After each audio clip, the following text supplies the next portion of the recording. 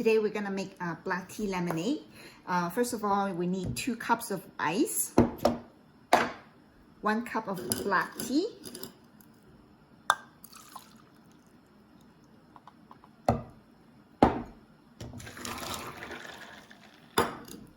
one shot of simple syrup,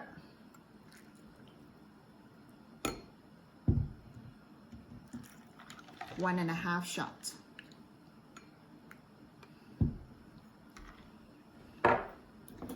And then 1/2 shot of lemon juice.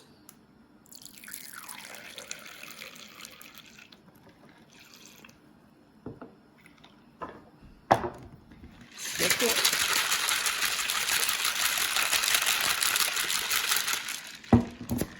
There we go. Black tea lemonade.